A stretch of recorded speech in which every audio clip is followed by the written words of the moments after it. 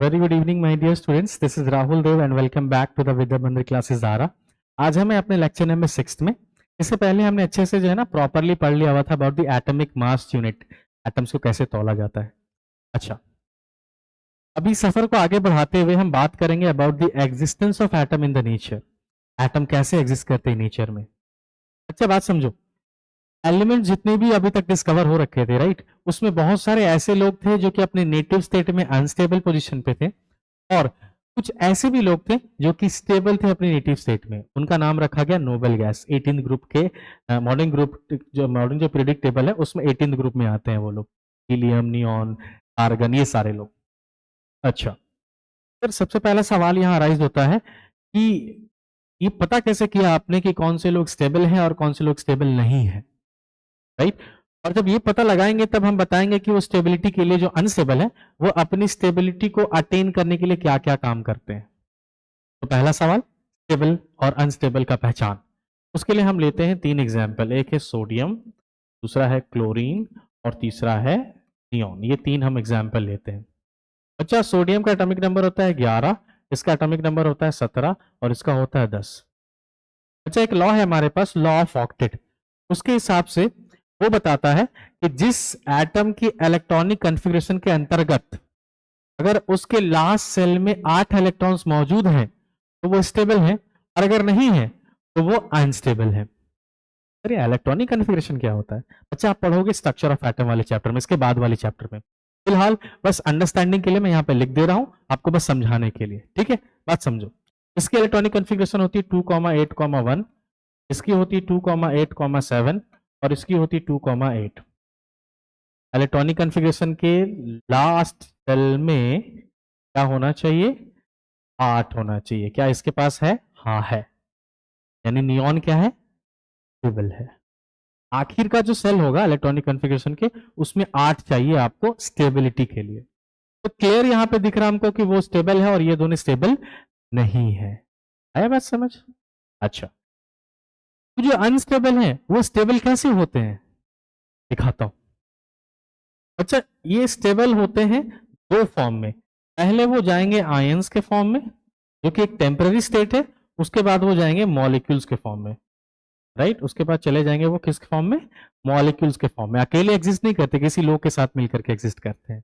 अच्छा, वो मैं पूरी प्रक्रिया आपको बताता हूं कैसे होता है वो काम। देखो बच्चा, अब यहाँ पे इसको स्टेबल होने के लिए कितना इलेक्ट्रॉन्स की रिक्वायरमेंट है? आंसर है सर 7। तो इसको स्टेबल होने के लिए कितना एटम्स की रिक्वायरमेंट है? सर 1। तो इसको क्या करो, एक इलेक्ट्रॉन दे दो बाहर से, है ना। एक इलेक्ट्रॉन इसको हमने दे दिया, ये स्टेबल हो जाएगा? हाँ सर हो जाएगा। अच्छा, इसको सर 7 इलेक्ट्रॉन्स दे दो, ये स्टेबल हो जाएगा? आंसर है हाँ हो जाएगा। लेकिन यहां पे एक दिक्कत है, जैसे कहीं कहीं मॉल्स वगैरह में जाते हो ना, तो ऑफर निकालते 50% छूट, इतना परसेंट छूट, फला परसेंट छूट, राइट। उसके साथ में नीचे देखोगे तो टर्म्स एंड कंडीशन अप्लाइड है, राइट। तो वही हाल यहां पे हो जाएगा। अच्छा समझो, एटम्स जो हैं वो इलेक्ट्रॉन्स की लेन देन के टाइम पे भी ना कुछ कंडीशंस लगाए हुए रहते हैं उनके साथ। जो भी एटम्स है वो इलेक्ट्रॉन के जब लेन देन करेंगे कुछ कंडीशन के साथ लेन देन करते हैं। कंडीशन ये है कि कोई भी एटम, है ना, 3 इलेक्ट्रॉन से ज्यादा की आयात और 3 इलेक्ट्रॉन से ज्यादा की निर्यात, मतलब 3 इलेक्ट्रॉन से ज्यादा वो लेन देन नहीं कर सकते। या तो 3 इलेक्ट्रॉन से वो ले सकते हैं या तो 3 इलेक्ट्रॉन से वो छोड़ सकते हैं। अच्छा, तो सर ये कैसे होगा? होगा बच्चा ऐसे कि ये 7 इलेक्ट्रॉन्स ले नहीं सकता लेकिन 1 इलेक्ट्रॉन तो दे सकता है ना। जब 1 इलेक्ट्रॉन देगा तो सर क्या होगा इसका, 2,8 इलेक्ट्रॉनिक कॉन्फ़िगरेशन हो जाएगा। 1 इलेक्ट्रॉन जो है वो चल जाएगा। पहले 3 घर था इसके पास, अब 2 घर हो जाएगा। तो आखिरी घर कौन हो गया, ये 8 वाला, और ये स्टेबल है। इसके साथ क्या था, ये तो 1 इलेक्ट्रॉन ले सकता है, तो क्या हो जाएगा इसके पास 2,8,8, 1 इलेक्ट्रॉन लेकर के वो स्टेबल हो गया। अब सवाल है कि पहचान कैसे आएगा कि कौन लेके हुआ है स्टेबल, कौन दे के हुआ है स्टेबल। तो अच्छा देखो, जितने भी इलेक्ट्रॉन्स है ना, जितने भी एटम्स है वो इलेक्ट्रॉन्स को डोनेट करके अपने लास्ट सेल में 8 इलेक्ट्रॉन्स कंप्लीट किए हैं, उनका जो पहचान है वो ये ऐसा होगा। सोडियम ये लिया, ये क्या किया, दिया है, उसके ऊपर क्या लग जाएगा, पॉजिटिव चार्ज, राइट। और इसको हम लोग कहते हैं कटायन, क्या बोलते हैं उसको, कैटायन बोलते हैं। और जो लोग इलेक्ट्रॉन्स लेकर के स्टेबल होंगे उनकी खासियत है कि वो जितना इलेक्ट्रॉन्स लेंगे उतना अपने ऊपर क्या लगा देंगे, नेगेटिव चार्ज लगा देंगे। अगर 2 लिया होगा तो 2 नेगेटिव, 1 लिया होगा तो 1 नेगेटिव, तो 1 लिया तो 1 और 1 लिखो ना लिखो कोई मतलब नहीं है। तो ये क्या हो जाएंगे, Cl माइनस, और इसका भी अलग से नाम दिया है हमने, जिसको बोलते हैं हम लोग एनायन।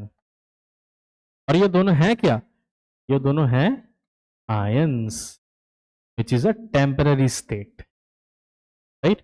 यहाँ पे भी सेम कंडीशन है, 1 दिया तो 1 प्लस लगाएगा, 2 दिया तो 2 प्लस चार्ज लगाएगा, और वो आयंस का फॉर्म ले लेगा, आयंस की शक्ल ले लेगा, राइट।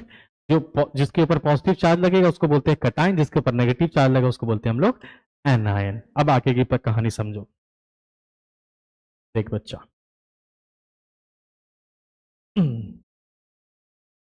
यहां पे जो सोडियम था हमारा वो क्या बन गया अब Na+, और जो हमारा क्लोरीन था वो क्या बन गया, Cl माइनस, राइट, बन गया।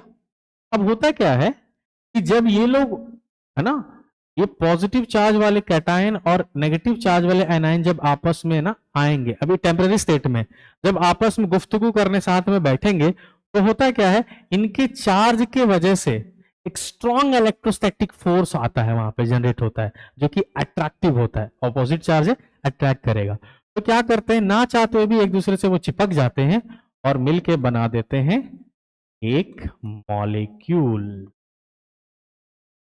क्या बनाते हैं, मॉलिक्यूल। मॉलिक्यूल की डेफिनेशन क्या है, more than one atom combines together chemically to form a, sorry, एक से ज्यादा एटम अगर आपस में केमिकली कंबाइन कर जाते हैं एक दूसरे के साथ तो हम बोलते हैं दे आर मॉलिक्यूल, राइट। अब कोई सवाल ये भी कहेगा सर ये किससे लिया, ये किससे दिया, आपस में कैसे सटा दिए। अच्छा, अगर हम दे रहे हैं किसी को, है ना, तो कोई लेने वाला तो सामने ही होगा ना, आ रही बात समझ, और कोई दे रहा है तो लेने वाला भी सामने ही होगा। तो जब ये दे रहा था तो वहीं पे ये क्या हो गया, पहुंच गया था उठाने के लिए, समझ में आ रहा है।